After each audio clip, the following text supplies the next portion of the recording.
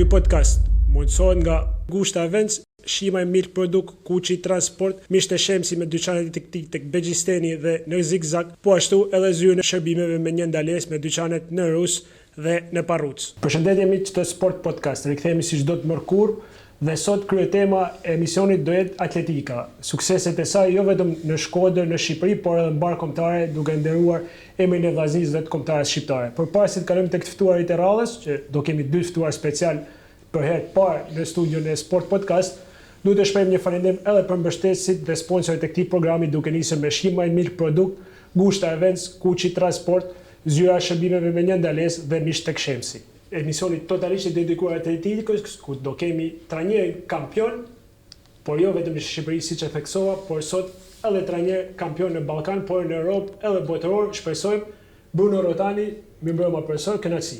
Mirëmbrëma Indri, faleminderit për ftesën. Gjithashtu edhe atleti i tij, cilin e stërvitit, me të cilin bashkëpunon çdo ditë dhe së fundmi një medalje bronzë në Ballkaniadën e zhvilluar para pak javësh, Franco Burraj. Indri, faleminderit për ftesën. Franco, po dalim tek ti fillimisht, sepse para se të hynim në emision, unë turova për vendin e tretë, por nuk ishe kënaqur. Realisht ne kishim hi për vendin e parë. Zakonisht po thuaj se çdo ballkaniat tim si pretendet kryesor për në zonën e medaljeve. Këtë herë ishte pothuajse në thojza sigurt ose e kishim pothuajse ishim favorit për medaljen e artë. Nuk shkoi aq mirë. Nuk ka se çdo garë do të shkojë aq mirë sa gara të tjera. Por gjithsesi jemi të fokusuar për me vazhdu së vitin, kemi gara të tjera plot, që më thoj se të shkrim gabimin, të bëjmë rezultate pse jo se marr rekordin. Profesor, i pak kënaqur Franco, por edhe ju nuk është se ishit aq i kënaqur. Po, them drejtën, nuk ishte një gabim, siç e tha Francoja, por një viroz që Francoja kaloi para aktivitetit. Ne shpresum që adin ti kishte kalu kjo gjendje gripale, por nuk ishte ashtu, në fakt dhe kjo nikoj tek gara. Sepse direkt sa u kthyme prej aktivitetit ku Francoja mori medaljen e bronzë, ai kishte probleme dhe direkt mjeku sugjeroi dhe na tha që duhet merrte 8 ditë antibiotik. Kjo ishte ajo që Francoja nuk arriti medalë në vend parë. Por edhe vendi i tretë është një sukses i madh për Shqipërinë, sepse në Ballkaniat, jo si në tek sportet e tjera, që janë më pak shtete, në atletik janë rreth 23 shtete që marrin pjesë. Dhe janë shtete të cilat nuk janë në zonën e Ballkanit dhe shtete me një traditë madhe në atletikë si Ukraina, Austria dhe disa vende tjera që kanë, si më thonë, traditë në atletik dhe nuk është e kollaj të dalësh në top 3. Kështu që për mua është një sukses, pavarësisht se ne synoshim vendin e parë. Patjetër ambicet gjithmonë të mua, por besoj se u justifikove në thojza për të mos përdorur antibiotik sepse do konsideroj doping pastaj, e paligjshme. Po, rrezikosh faktikisht, antibiotiku ka disa substanca që rrezikon të jesh aty afër dhe normal që nuk është e mirë që të përdoren gjatë sezonit të garave. Kështu që çdo gjë do të jetë me recetë nga mjeku dhe nuk duhet përdoret kur ke aktivitete të rëndësishme. Prandaj ti je shpurur për garat e tjera sepse do pasojnë besoj aktivitete tjera shumë shpejt dhe ti je në formën e duhur. Po, shpresojmë që po, stërvitja nuk ka ecë shumë mirë tash. Edhe koha është shumë e mirë, është shumë favor për ne, që shpresojmë nga garën e ardhshme. Profesor, Franco është modest nga natyra, por arritjet e tij janë të mëdha, sepse ka 2 rekorde kombëtare në 400 dhe 200 metra. Po, Francoja marrën rekordet e 200-shit dhe të 400-shit, por Francoja nuk ka se ka thyer 2 rekorde, Franco i bën duket 12 rekorde kombëtare që i ka thyer dhe ka përmirësuar rekordin kombëtar dhe ka përmirësuar rezultatin e vet. Patjetër që është arritje shumë e madhe këto rezultate dhe unë disa herë e kam theksuar që është i pari atlet shqiptar që ul në 46 sekonda 400-shin, cili është një rezultat shumë i mirë, po ashtu dhe gara e 200 metrëshit në 21 sekunda. Duke marrë parasysh kushtet tona, vështirësitë, mungesat në stërvitje, vështirësitë e stërvitjeve në ambiente të hapuna gjatë gjithë dimrit, këto janë rezultate shumë të mira për Shkodrën edhe për Shqipërinë. Po ashtu, Frankoja ka të ftu vetin edhe në aktivitetet ndërkombëtare të rëndësishme, ku ka bë paraqitje shumë të mira. Pikërisht kjo që thotë Brunoja, këto kushtet sa ndikojnë tek atletët, sepse je stërvitur jashtë, besoj se bën atë diferencën Shqipëri, Shkodër, po themi aktualisht me vendit ku stërvitet për disa muaj, disa javë jashtë vendit. Realisht pjesa më vështirë e atletikës është pjesa e dimrit, ku temperaturë zbresin shumë poshtë, edhe shumë vështirë që të vraposh. Është gjashtë shumë specifike të pjesa atletikës, po ashtu edhe të sprintit, ku kërkojnë një temperaturë më të ngrohtë, sepse temperaturat e ftofta janë shumë të rrezikshme për damtimin muskular, sepse gjithmonë trupi është në maksimum në stërvitje, edhe është sprint, që gjithmonë ne jemi në kërkimin ose të ikom diku në vend më të nxehtë ose ne kemi kërkuar shpesh pse jo të kemi sallë të mbyllur, që Shqipëria nuk e ka, vendet e tjera e kanë, edhe kjo është ajo favorizimi kryesor që kanë atë të tjerë në kampionatet dimrore, që ishte kjo e Ballkanikut, po edhe si do të jetë në kampionatin botëror me pas pak ditësh, kjo është favori kryesor që kanë atë të tjerë, që ne nuk e kena dhe jemi, si ja thamë të disavantazhuar për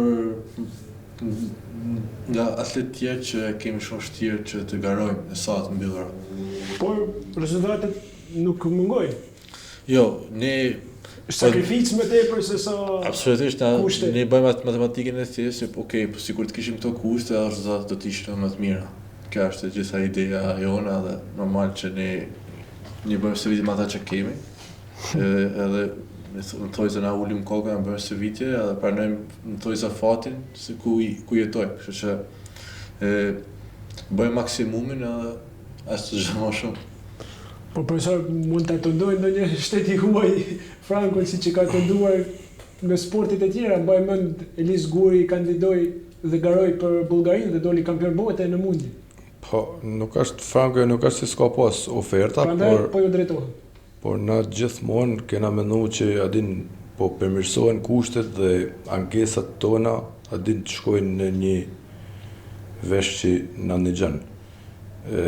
Them drejtën,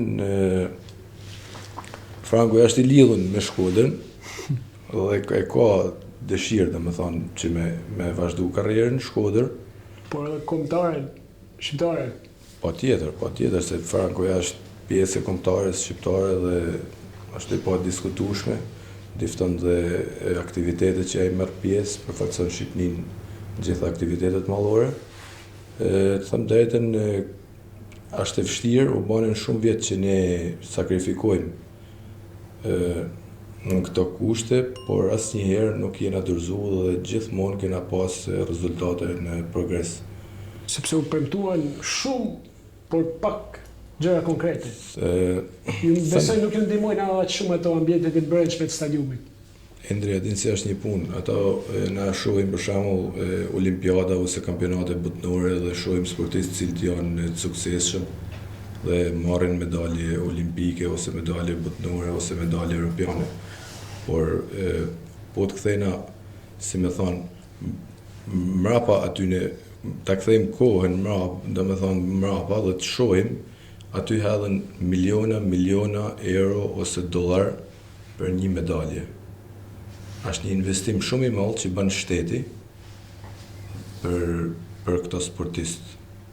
Kështu që nuk është e thjeshtë me marr një medalje në cilin do aktivitet që ne marrim pjesë, duke marrë parasysh kushtet dhe gjithë infrastrukturën që na kena në ndryshim komplet me vendet e tjera, edhe me vendet e rajonit.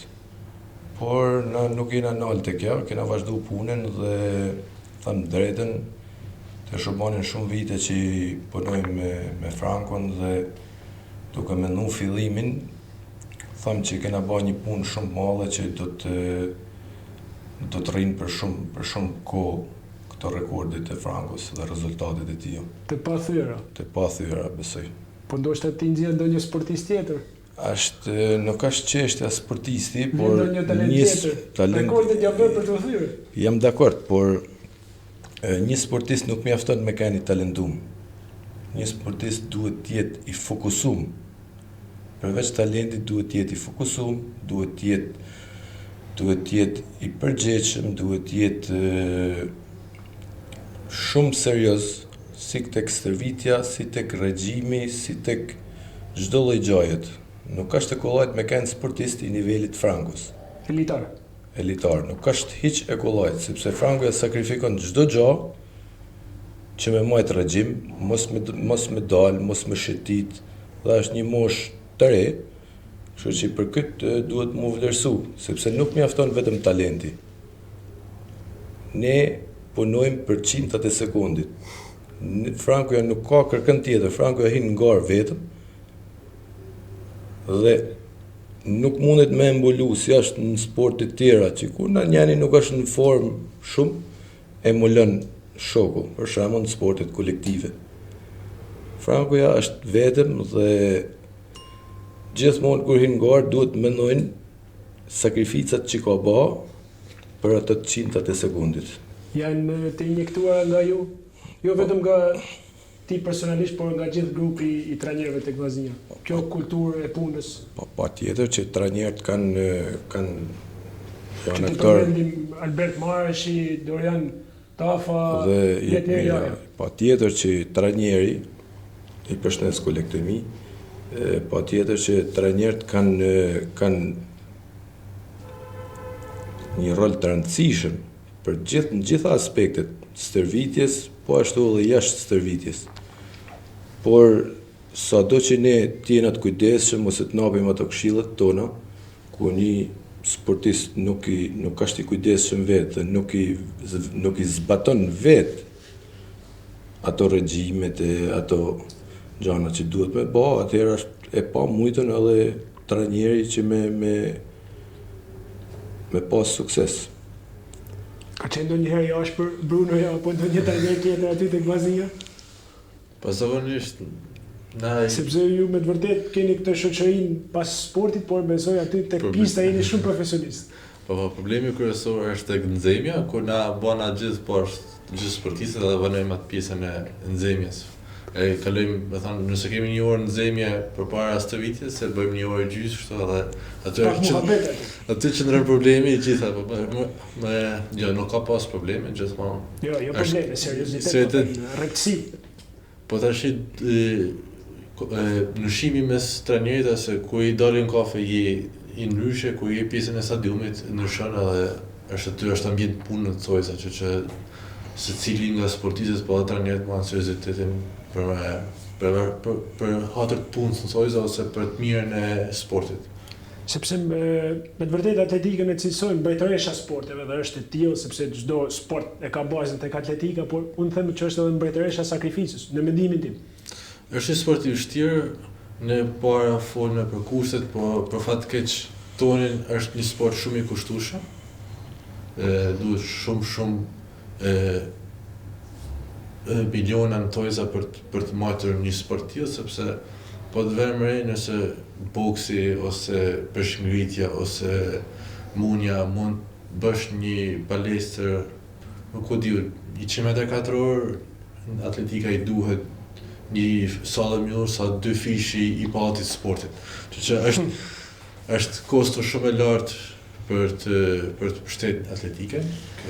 Ne shumë vetëdijshëm, vetëm një pistë e stadiumit bën, vetëm pista që duhet është bën më shumë se $400,000, që normal që është vështirë, por siç thash, ne mundona që bëjmë maksimumin edhe ne kemi në një moment që ne kërkojmë shumë medalje ndërkombëtare dhe kjo është spunta e jonë që na shtyn për të bërë maksimumin, që na prezantojmë edhe vetin, por edhe Shqipërinë sa më mirë jashtë.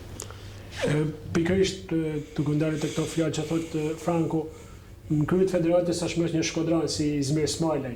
që i di shumë mirë kushtet që janë jo vetëm Shkodër për mbar vendin. Është diskutuar ndoshta për një mini stadium dedikuar vetëm atletikës. Sepse më bën aty ku bën stërvitje futbolli, ku luajnë ndeshje futbolli, vajzat, djem, shumë aktivitete të lidhura me futbollin. Po, diskutime ka shumë, por problemi është se një sallë mbyllur, siç thon Franco, ja kushton shumë. Dhe federata me në krye Izmir Smajlaj, i cili është shumë mbështetës për atlet, nuk i ka fondet për me ba një sallë tillë. Duhet të ketë një mbështetje ndoshta nga qeveria? Patjetër që duhet një mbështetje e madhe nga qeveria për me ba një sallë tillë. Për momentin nuk ka në Shqipëni, por besoj që do të kishte ka një gjë mirë për sportin dhe për atlet që mu stërvit në periudhat dimrore në atë sallë. Sepse nuk po më kujtohet e jemi një atleti rekordmen i maratonave nga Kenya, gjithë fondi shtetor sportiv që është dedikuar atij atleti.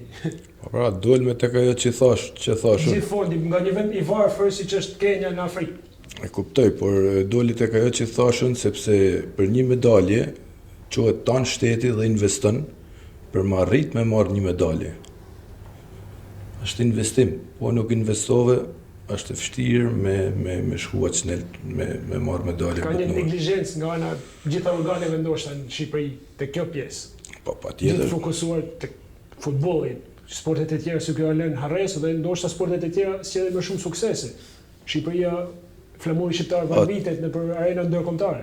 Patjetër, në fakt vendi jonë ka shumë probleme, por është e mundën që me vëmendjen e duhen me ba më mirë për kushtet e sportit në përgjithësi, tek sportet individuale. Nuk them që mund të bëhet shumë, po gradualisht mund të bëhet më mirë për sport individuale. Në fakt është edhe që thuti që tanë medalit sport individuale i sjellin. Po nga bashkia ka pasur mbështetje, bashkia Shkodër, flas vitet e fundit, ka pasur një rritje të vëmendje ndaj është. Të them drejtën, bashkia Shkodër. Sepse buxhetin më duket sikur janë zvogëluar drejtim shumë sportsin. Të them drejtën, bashkia Shkodër ka kanë gjithmonë mbështetje kryesore për sportin në Shkodër. Dhe është mbështetja kryesore. Tu meriton një vlerësim për këtë pjesë. Për sa i përket fondeve, bashkia Shkodër vjet ka ba një shtesë fondesh për gjitha sportet, dhe ka kanë një gjë e mirë, por kjo nuk do të thotë që me kaq mjafton. Gjithmonë duhet brenda mundësive me pas një rritje fondit për sportet cilët janë të suksesshme, si puna e atletikës. Ne jemi kampion me gjitha grupë moshat, zinxhir, dhe me ekipin e të rritunve ne jemi 17 vjet rresht kampion. Rresht? Po. Po ashtu, këtë vjet kemi synim patjetër që dalim kampion, dhe ky është viti i 30 në total. Gjithë historinë atletikës. Dhe ky është një rekord, sepse asnjë ekip në asnjë sport nuk ka arrit me marrë 30 tituj. Me të vërtetë impresionës. Patjetër, kjo është sakrificë. Tre hyje po ti llogaritësh me ato 10 tituj të futbollit. Kjo është sakrificë shumë atletëve dhe shumë trajnerëve që kanë kontribuar në atletikën shkodrane, dhe ne po vazhdojmë traditën, rrugtimin tonë në këtë sport. Për të ndalur pak tek kjo vëmendja, duhet ngacmoj pak. Meritojnë ndoshta sportet që kanë më shumë suksese, atletika në rastin konkret, të kenë më shumë vëmendje dhe më shumë mbështetje financiare nga organet kompetente, sepse jo të ndahen për gjitha sportet një lloj. Në fakt nuk është ndohë ashtu. Gjithmonë sportet që kanë pas më shumë suksese kanë përfituar një vëmendje më të madhe. Kjo është e vërtet dhe reale, por unë them që duhet më shumë mbështetje për sportin. Duke e falenderu bashkinë, sepse është mbështetja kryesore Po pse për nuk gjitha pse sportet. Donatorët privat tek atletika? Po, për momentin- Nuk për interes? Po, për momentin nuk ka një ligj të sponsorizimit. Kjo pengon, si tek sporti futbollit që po Nuk ka një përdorin ligj, me sepse biznesmen janë ato që investojnë, por duhet t'i kthehen mbrapsht investimi. Dhe deri tash nuk ka kënë një interes të biznesit, por bëhet fjalë që të bëhet dhe ligji i sponsorizimit dhe Fjalët janë pozitive. po, edhe shpresojmë që përveç se me thonë mbështetjes bashkisë, që është shumë e rëndësishme dhe është e vetmja mbështetje që sporti ekziston dhe sot në Shkodër. Po të mos ishte bashkia, do garonit për qef, ndoshta? Po pa mbështetje, total pa mbështetje, s'besoj që do të kishte, Do ekzistonte. do ekzistonte. Për këtë unë e falenderoj bashkinë dhe zyrën e sportit, pra në bashkisë, për mbështetjen që na kanë dhënë, por gjithashtu i bëj edhe thirrje që Ta shtojnë pak dozën. të japin një mbështetje dhe më të madhe brenda mundësive. Me të madhe, pa tjetër. Ky është podcast dhe duhet të kthehemi pak edhe atyre fillimeve tuaja. Që kur garon? Që kur je pjesë atletikës? Unë faktikisht kam fillu atletikën në moshën 18 vjeçare. Vonë pas keni. Vonë e kam fillu. Bëre ndonjë sport tjetër? Jo, faktikisht kam më shumë vetëm futboll në mënyrë shoqërore me shok, po jo sport profesionist. Realisht unë me profesor Rintam jam taku nëpërmjet një atleti tjetër që kishte fillu atletikën edhe Nëpërmjet kuj? duhet ta përshëndes se është personi që realisht më ka punë atletik, edhe është Kristian Rushini. Është personi i parë që unë kam pas kontaktin që më ka afruar afër atletik, se unë kam taku edhe profesorin të Bruno Rotani. Atëherë fillimet ka qenë vështira, fillimi jam ka qenë kur pista nuk ka qenë e bame, stadiumi nuk ka qenë i përfurnuar. Kemi filluar të vitin duke bërë të kura bund. Shpesh kam pas mendimin që ta la, sepse u dukte si i sport pa të ardhmen, sepse me fillu sportin të bë në pedonale vrap, duket pak e çuditshme. Ishte periudhë e çuditshme në atë periudhë. Është shumë e vështirë sepse normal mungon atmosfera stadiumit. Kur hyn në stadium me bën stërvitje është diçka ndryshe se Ndryshe. absolutisht. Jep më shumë seriozitet edhe sportit, që ato 2 vitet e para janë shumë vështira, por pastaj fillon gradualisht gjërat përmirësohen, u bë stadiumi, atë u bë dhe pista dhe pak nga pak atëherë u fut në rrjedhën atletikës. Ti u nxef pastaj. Po besoj se kemi pas Cila ishte gara e parë zyrtare që bëre? realisht Se mban mend. ne kemi filluar këtë vitin, mas 4 muajve kemi bërë garën e parë mos u gaposhën e kampionatit ndimnor, ku realisht unë rezultati nuk ka qenë fort i mirë, rreth 56-55 mos u gaposha. U mërzita faktikisht sepse ishte gara e parë.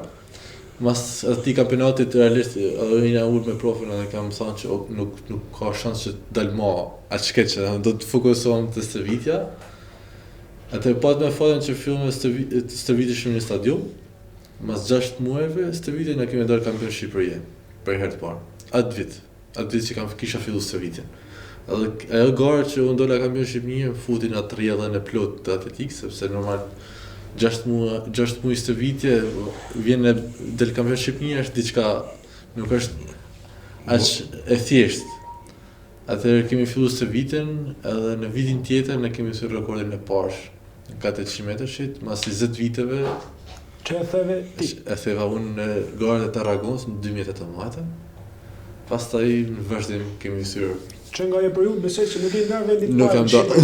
ja. Pastaj s'mohen më në sa rekordi jonë ty. Po si e zbulove?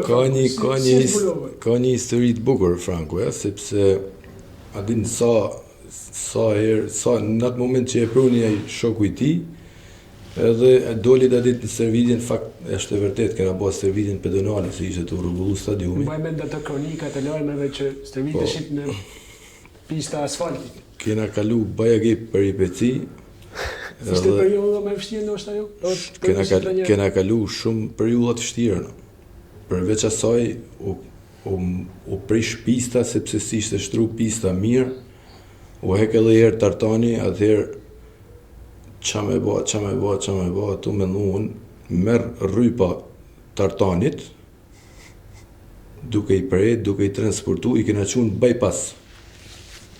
Në bypass atje, ishte shumë vështirë, fryte erë, bite shi, nuk e di, dhe me thonë, kena ba një sakrifis shumë të madhe, dhe ashtu, Frankoja një ashtu, të ba stërvitin ata kushta atje, kena ba rreth 600 meter pistë drejt në bypass në trotuar, dhe një ashtu ka arrit me ba rezultate e rekord, edhe me dal në aktivitetet ndërkombëtare, me marrë medalje arit.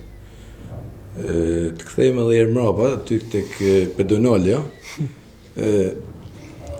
unë isha shumë entuziast duke pas staturën e tij, edhe se ishte i fjen moshë të madhe, sepse 18 vjeç nuk fillohet sporti atletikës. Kur fillohet për moshët që duan ta nisin? Sepse unë shoh një vegjël shumë aty tek stadiumi. Idealja është me fillu 9 vjeç, 10 vjeç.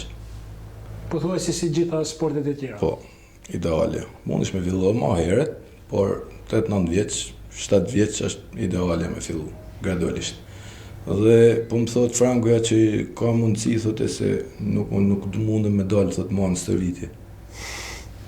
Shet ju kam të probleme, të gjana, të kështë, thëmë. Po qarë probleme, shma bërë, thëmë, po ta për i zgjillim të nga probleme, thëmë, kemu ba kampion i malli, thëmë.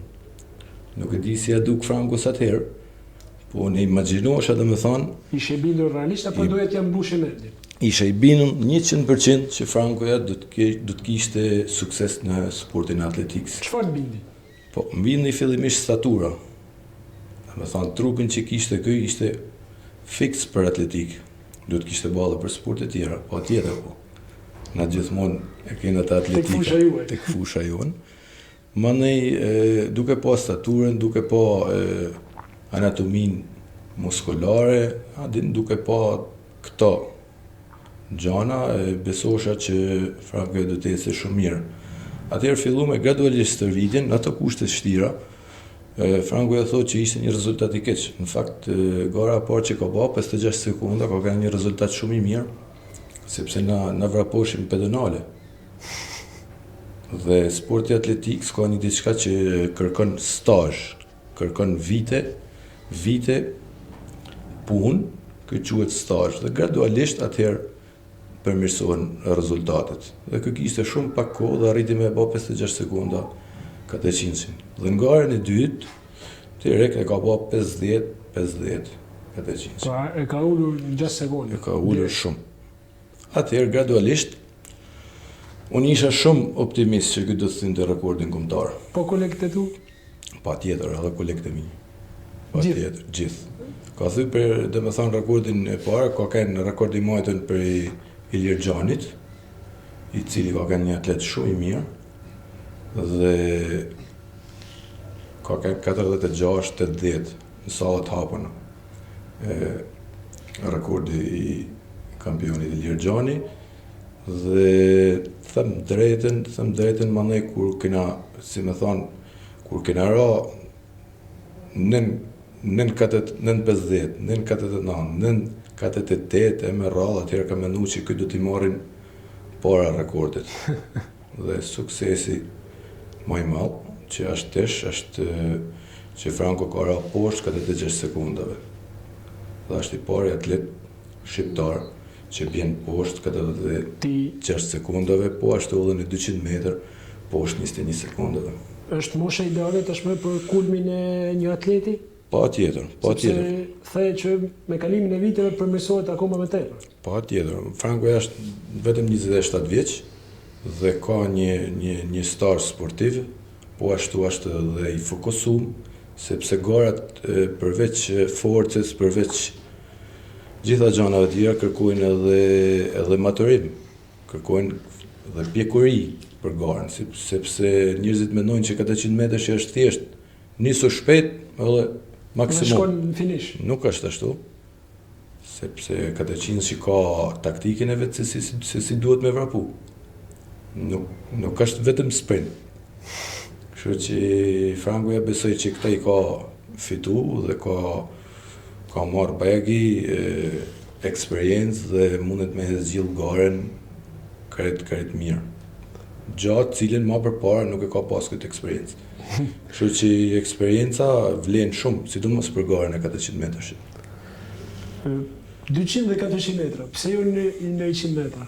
Do të kisha dashur shumë që të jem 100 metër, faktikisht, për vetëm se stëvitja 400 është shumë e vështirë.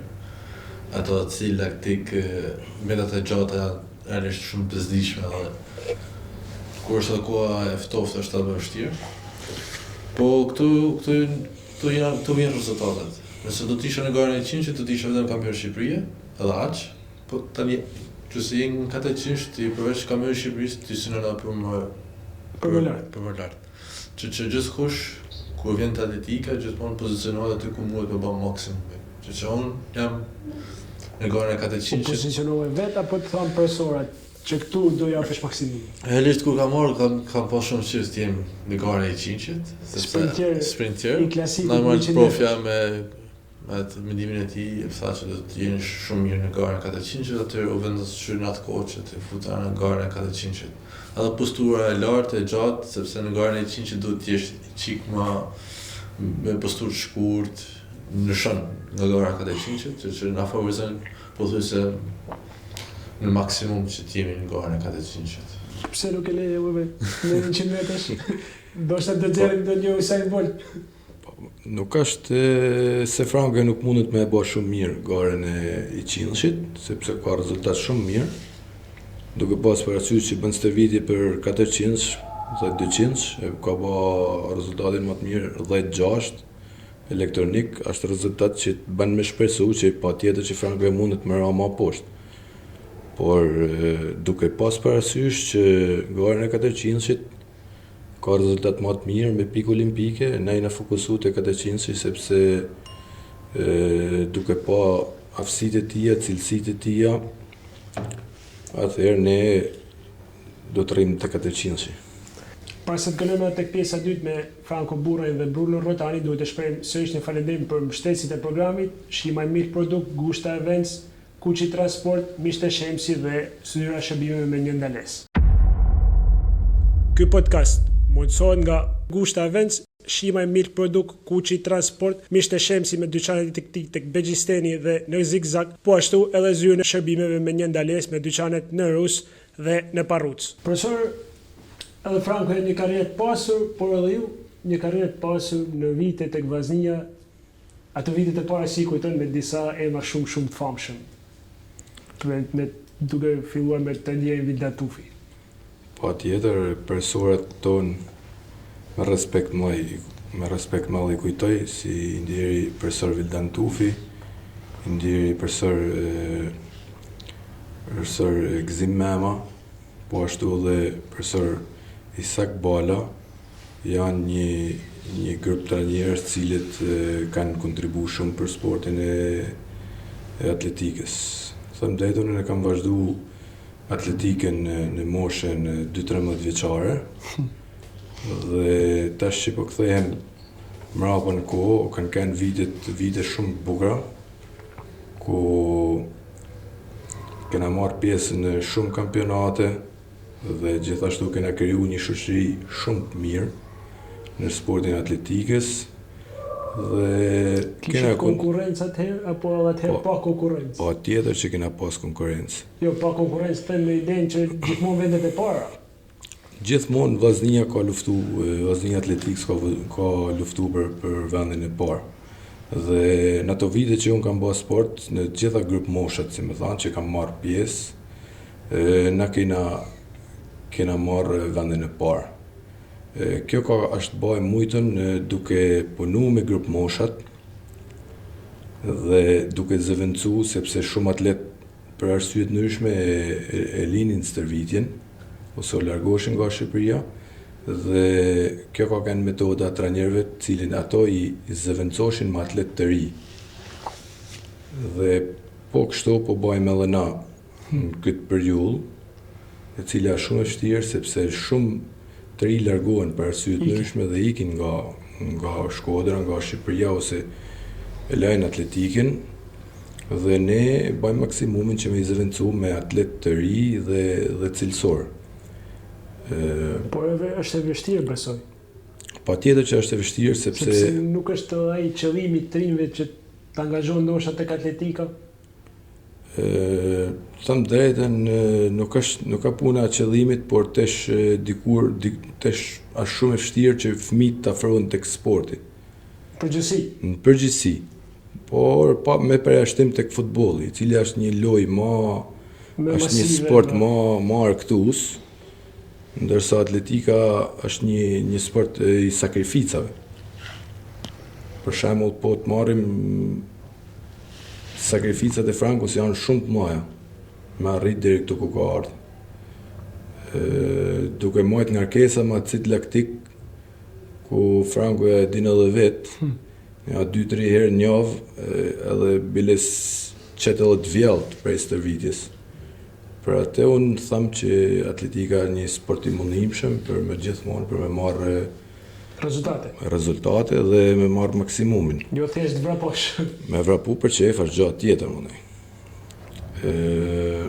Vitet atletikës, thëmë drejtën edhe si sportist, i kujtoj me shumë nostalgji, trajnerët e mi, shokët e stërvitjes dhe arritet që kena pas. Nga trajnerët dhe një sportist bashkohës të rëmi. Po, thëmë drejtën nga trajnerët profesor Vildan Tufi. Ai ka qenë maestroja, unë me te jam stërvit, dhe në ka dhënë... I ke marrë pak nga i zanati ti? Patjetër, por zanati i trajnerit nuk marrën kur. Dhe unë kam pas fatin mu stërvit nga profesori dhe na ka injektu gjithve atë dashurinë dhe punën e sakrificën për sportin e atletikës. Dhe jam shumë mirënjohës që pata fatin të baj stërvitje me profesor Vildan Tufin. Pastaj pata një shkputje nga atletika dhe nuk e mendoshë në herë që mund të afrosha si trajner. Thëmë drejtën. Por ftesa e kolegut tem, kryetarnjerit atletikës, zotit Albert Marashi, cilin e falenderoj edhe këtu nga podcasti juaj, mbani që mu afru tek sporti atletikës dhe emocionet që kam kalu edhe si sportist, por emocionet si trajner janë shumë më të forta. Dhe thëmë drejten, deri tash... Sa vite trajneri vazhdimis? U banen rreth 11 vite. Goxha vite? Dhe sukseset që kam përjetu, thëmë drejten kanë mojt gjithmonë të motivuar dhe është si puna sporti, është si puna e peshkimit. Që nuk mundën shkojnë aty matë kalamin aty rrinë e presin me orë me kapi peshk. Dhe me thonë edhe unë rri aty me orë që me bas stërvitjen, që me përmirësu. Dhe me thonë është një knatësi që nuk mundën me gjetë nësë një lloj vendit tjetër. Për jashtë Franko, që pse i kemi në studio, një sportist tjetër, një atlet që dojnë veçojnë këto vite kur ke qenë trajner? Thëmë drejtën, na kena shumë sportistat mirë. Jo, një emër dua, ta veçojmë. Ta veçojmë. Unë po flasë për atlet të grupit tim. Po, që ke kaluar ndërduar tua. Po, për shembull Kulin Dukiri, që është trapshist, është një sportist shumë i mirë, pavarësisht se gara ka herë nuk në ka shku mirë, por gjithsesi është një kampion i Shqipërisë. Do ta veçoja këtë sportist për faktin se është shumë punëtor dhe sakrifikues, sepse unë asnjë një trajner nuk diskutohet, po unë nuk do të pranoj atlet. Nuk do të satri asnjërit, mos u shqetëso. Jo, po them që asnjë trajner nuk man sportist të cilët nuk janë sportist punës dhe të sakrificë. Sidomos të këto sportet individuale. Ndërsa unë, nga që jam i punës dhe i sakrificë vetë, ja kam injektu edhe sportistët. Preferon të tillë sportistët? Patjetër, sepse kur të punojmë dona edhe suksesin. Gjithmonë njerëzit që punojnë dhe sakrifikojnë, kërkojnë dhe suksesin, se fundit për këtë punojnë dhe sakrifikojnë. Kampionati i ardhshëm kur do jetë? Shi kombëtari po them. Kampionati i ardhshëm do të jetë në qershor, por para kampionatit kombëtar kena disa aktivitete të rëndësishme. Tash do zhvillohet kampionati botëror i sallave të mbyllura në Poloni, në Toron të Polonisë. Aty do përmirësosh. Do të marrin pjesë Frankuja në garën e 400-shit. Vetëm Frankuja përfaqëson Shqipërinë? Po. Asnjë atlet tjetër dhe shpresojmë që të na shkojnë mirë sepse edhe kjo pjesa e virozës duket sikur ka kaluar. Po. 8 ditë antibiotik besoj që ka kaluar, por ka raste që njerëzve është edhe duke ju rikthy. Por ne po mendojmë pozitivisht. Është i fortë Franko. Po mendojmë pozitivisht dhe mas këtij aktivitetit që është kampionati botëror, kena edhe aktivitete të tjera si Small States of Europe, që është një aktivitet ku janë shtetet e vogla të Europës. Kena pastaj kampionatin kombëtar, kampionatin ballkanik sallave të hapuna, po ashtu dhe kampionatin evropian që do zhvillohet në Birmingham, në Angli, në gusht. Është një periudhë në fakt shumë e ngjeshur vera për shumë e ngarkuar. Do të kryejmë këtë kampionat, do të bëjmë një pauzë të vogël, një stërvitje, një fazë rikuperuese dhe do të hyjmë edhe një herë në stërvitje për të përballuar gjithë këto gara. Dhe gara fundit është Mediterranean Games, lojrat mesdhetare, e cila zhvillohet në Itali, ku atje shpresojmë atje besoj goxha konkurrencë, atje shpresojmë që Frankuja të mbajë një paraqitje shumë mirë. Me motivuar për kampionatin botëror në Poloni? Po besoj që po, të kanë që në stërvitje në hajës shumë mirë, të ditë të fundit, normal që edhe motivuash nga stërvitja.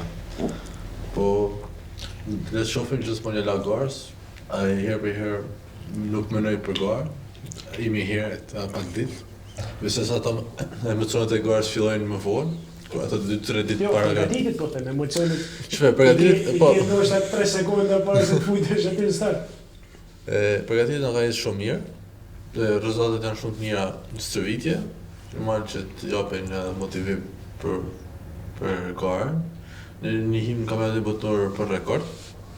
Normal që kampionati botëror është kush mund të jenë rival më të fortë, nga cilat shtete?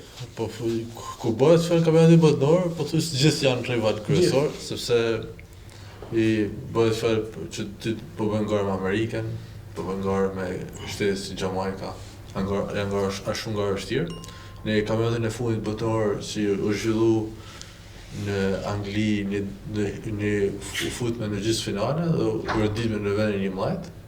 Ne përsëri shpresojmë që të kapim gjithë finale dhe të bëjmë një paraqitje më të mirë në garën e dytë, ku pse jo, me një garë të mirë mund të pozicionohemi edhe për në finale, por minimi jonë kryesor është për rekord. Në moment që ne jemi për rekord kombëtar, normal që kemi bërë maksimumin, kemi bërë maksimumin atëherë finale pse jo. Profesor, është e njëjtë botërori me Olimpiadën, sepse shohim tek peshngritja për shembull, po e marr si paralele, kampionat e Olimpiadave nuk është se marrin pjesë edhe shumë botërore. Të drejtën, për shembull në Olimpiadë është ajo steka më e lartë. Po, steka më e lartë është, por si mjet nuk ka Olimpiadë. Dhe janë një ata sportistë janë që sillen. Janë më të mirë, po. Janë më të mirë, patjetër. Por kur ka Olimpiadë, ka raste që një pjesë mund të mos marrin, ato që janë, si me thanë, sportistët më të mirë. Më të spikatër. Por kjo nuk do të thotë që ka sportistë të dobët, sepse aty vinë sportistë nga gjithë bota dhe me kushte shumë të mira se sa Shqipëria. Shumë me kushte më të mira dhe sportistë shumë cilësor që nuk të lajnë kollaj me i kalu. Po ne do i kalojmë me Frankun. Patjetër, ne do të bëjmë maksimumin. Franku e ka tregu veten që ka kalu disa sportistë të shteteve shumë zhvillume, edhe shtete europiane. Kështu që shpresojmë që të na shkojnë mirë. Jem brendësi të fushës. E kanë kaq të rëndësishme Europa flas atletikën gjitha shtetet? Patjetër që e kanë të rëndësishme. Ata bëmi pa në aktivitete që vinë, ata vinë me i staf 50 vetë, ku di unë 60 vetë. Patjetër që atletikën e kanë të rëndësishme. Jo nga që ndoshta futbolli, basketbolli, këto sportet sikur tërheqin atë vëmendjen më të madhe. Nuk ka lidhje ato. Apo Nuk ka asnjë lloj nënvlerësimit, biles janë shumë të zhvilluar nga të gjitha aspektet dhe vinë me stafet plota, me fizioterapista, me psikolog, me doktora, janë komplet të organizuar. Gjitha shtetet pothuajse. Duke marrë edhe shtetet afër nesh. Komplet vinë të organizuar. Mandej secili shtet i ka kushtet mirë e më mirë. Absolutisht. Si Gjermania, Italia janë shtete që kanë shtete që kanë buxhetet mëdha për atletikën, po një kuriozitet po ju shujun. Për shembull, Turqia e ka buxhetin e Federatës së Atletikës 10 milionë euro. Goxha i lartë. Po rrim në Turqi, nuk po ikum më larg. Sa gjithë kampionati shqiptar i futbollit. Kështu që kjo tregon se ato i japin shumë rëndësi atletikës, e cila është mretnesha e sporteve. Kam 3 rekorde tua këtu. Në salën mbyllura 400 metra 46.83 në vitin 2020 në Turqi. Në salën mbyllura 400 metra 45.87 në Sloveni në vitin 2025 dhe 200 metra 20.97 salën mbyllur sërish në Sloveni në vitin 2025. Cili do veçoje nga këto rekorde? Me veçanti për ti. Po me veçanti është rezultati 400-shit, 45-87 në salët hapuna në Sloveni. Në faktikisht vitin e shkuar para këtij rezultati realisht unë ndjesha si po kompletum, sepse realisht ka shumë vite që e kërkoj këtë rezultat, sepse ne ka shumë kohë që na vrapojmë në rezultatin 46, vrapojmë 46-8, 46-4, 46-3, i më afruar 46-16. 45.87. Edhe kemi shumë kohë që na përmenoshim me profesit ta kthejmë këtë barrierë, sepse është shumë e rëndësishme për një sportist që të thyrët barrierat, e ku momentin që të thyrët barrierat, ke makulla që të zbresësh edhe më poshtë. Që gara në Sloveni ishte gara shumë e mirë, ishte pistë shumë e mirë, atletë ishin shumë të mirë. Ne kishim dhënë rezultate edhe në kampionatin kombëtar, po edhe garat e më përparshme që jemi shumë afër rekordit edhe mund të kishim një rekord shumë të mirë në Sloveni. Ndodhi ashtu, thyme rekordin e 400-shit, por edhe në ditën e tjetër ne thyme rekordin e 200-shit edhe zbritme edhe në kuotën në 21 sekonda, që realisht është përmirësim shumë i madh për ne. Ku synon ta çosh rekordin? Po Ta ulësh. Është herët me fol 44, po rekordet thehen avash, kuptimin që synojmë që të them këtë rekord. 45-5, 45-4, atëherë nuk e di, duhet shumë Dal nga dal, po duhet edhe shumë kushte, kur sa më poshtë shpesh rezultatin është më shumë sakrificë e kushte duhet. Ja ke vënë qëllimin që ta ul. Po të kishte Frankoja kushtet e gjithë. Me kushtet që kemi, po them. Me kushtet që kemi, shpresojmë që 45 sekonda. 45. E mundur e shikoj. E shikoj të mundur, por kjo ka një diçka, se siç thot Franko, sa më shumë që të përmirësosh, je afër fijes penit, si i thojnë, edhe këputit e të putit fija penit. Dhe për mos më put kjo fija penit, duhet të kushtet. Kuptoj. Dakor? Kushtet janë me një fizioterapi shumë të mirë, me suplemente që përdorin gjithë atlet. I keni këto në garat ndërkombëtare ku shkoni besoj? Po nuk është zgjidhja i kenë garat ndërkombëtare, duhet mi pas ton vitin. Edhe ata kanë një kosto shumë të madhe. Me marrë suplemente cilët janë më të mirat që përdorin edhe Që sportistët marrin e gjithë tjerë. bota. Po pra duhen buxhete, duhen fonde, Por gjithsesi besoj që Frankuja nuk do t'i lajnë këto rekorde me kaq, sepse ju përmend vetëm sallën e hapur, por dhe rekordin e sallës mbyllur është Jo, e kam të sallës mbyllur në Turqi. Po, edhe është 46.83. po, ai është një rezultat shumë i fortë. Edhe 400 metra. Edhe është një rezultat shumë i fortë që them drejtën disa herë duke pa kështu aktivitete të ndryshme, shoh që atlet gjerman, atlet italian nuk mundën me kap kollaj këtë rezultat. Shkojnë edhe 47 sa në sallë të mbyllur, sepse salla mbyllur është një Është më vështirë gara aty? specifike, duhet mu stërvit në të sallë për me bë garë në të sallë, sepse është 2 xhiro dhe ka një trajektore krejt tjetër. Atë shumë ndryshon? Ndryshon shumë, nga edhe Frankuja, stadia, them drejtën, nuk është shumë nuk njihet shumë mirë në të pisë, sepse nga që është edhe shumë i gjatë, edhe ato kthesat sikur të marrin për me të nxjerrë jashtë prej vrapimit nga trajektore. Por rezultatet tregojnë që kena bërë një punë të mirë. Dhe nuk besoj që do t'i lajmë këto rekorde me kaq. Ja, se besoj. Jemi në minutat e fundit, po duhet të pyesh diçka. Një atlet që të frymëzon? Po besoj që Edhe botëror, nuk po Sheve. vetëm Shqipëri. shoh shumë atlet, nuk është një kryesisht normal që Usain Bolt është një më shumë aja pikë synimi i parë që ne shohim, sepse është diçka e veçantë. Gjithë atletët. Pa. Por kemi shumë sportistë, unë realisht shoh sportistët që për momentin janë world leader, do thonë janë lider më të mirë në botë, ato i shoh sepse kanë qenë të mësoj se si stërviten marr sa më shumë, sepse më duhet për veti, për gorën time.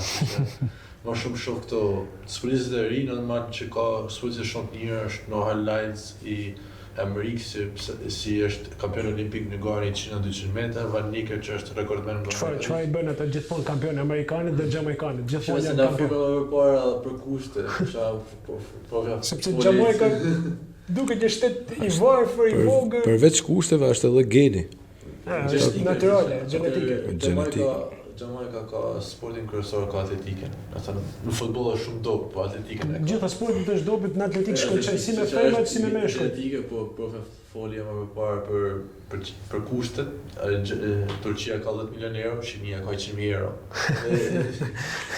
Çfarë ka si do bë? Ne flasim për fizioterapi, ne dim shumë mirë që për shtete si Italia, kur vjen pjesa në kampionatet botërore europiane, përveç se fizioterapisë edhe doktore vjen edhe me staf kuzhinë, që imagjinoj se sa larg shkon. Me dietën personale sportistit, që sa larg shkon kjo pjesë, që normal që çdo kontribut i vogël që nga fizioterapia, doktori, trajneri, kushte. Deri tek baza materiale ndoshta. Baza materiale, normal që çdo kush ka pjesën e meritës në rezultatet e mëdha. Një atlet kundërshtar që ka ngelur ndoshta në mendje i fortë i shteteve të tjera. Kemi një atlet i fortë, është një atlet i Portugalisë, që realisht më kam bërë për shumë vite gara me të, fatja i tani është një rëca shumë të mirë. Atlet që unë realisht garoj më shumë janë atlet e Ballkanit. Në takojnë që të hasi pothuajse 3 herë në vit në gara.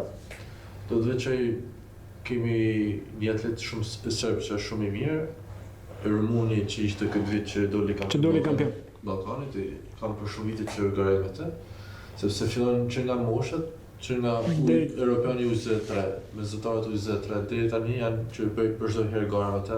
Jeni bërë ndoshta edhe miq, më shumë kontakte sepse ka herë shpesh pyesim edhe njëri tjetrin se si shkon, sepse tu kanë që ke gjithë këto gara normal që është ndryshe edhe merr informacione.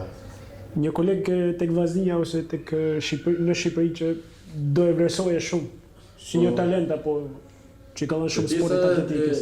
Të pjesa e talentit dhe të pjesa e sportit, normal që shokët e mi të stërvitjes.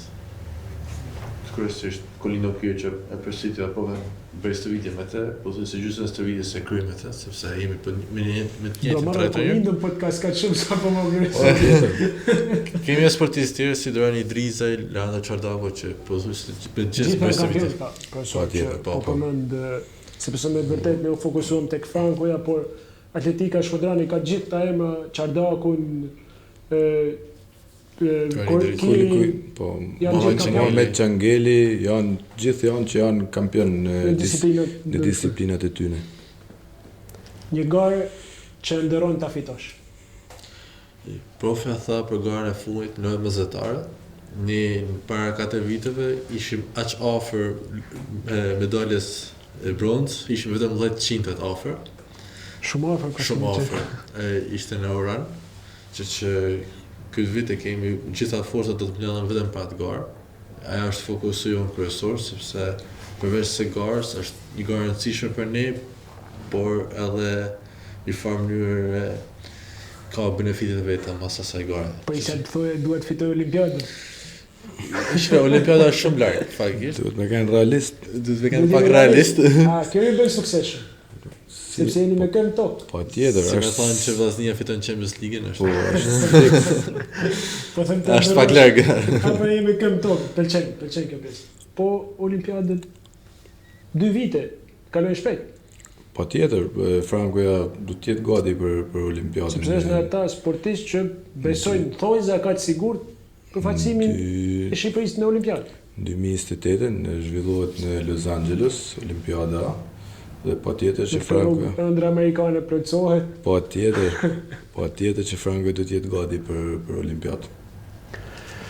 Vllaznia titulli 30 e premtoni?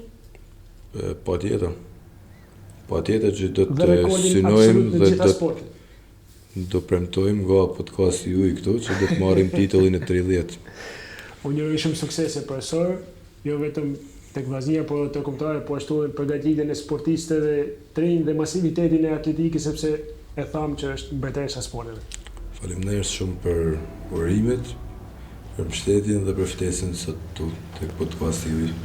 Franco, të uroj suksese tek gara e botërorit dhe thyrje e rekordit. Po ashtu edhe fitoren aty ku e ndërrohen në lojat mesatare. Faleminderit. Ju falenderoj edhe ju miq të Sport Podcast, ne do të shihemi sërish në mërkurën tjetër me tjetër protagonistë të sportit shkëndran dhe atij shqiptar. Deri atëherë më ju takofshin. Ky podcast mundësohet nga Gushta Events, Shima e Milk Produkt, Kuçi Transport, Mishte Shemsi me dyqanet tiktik tek Begjisteni dhe në Zigzag, po ashtu edhe zyrën e shërbimeve me një ndalesë me dyqanet në Rus dhe në Parruc.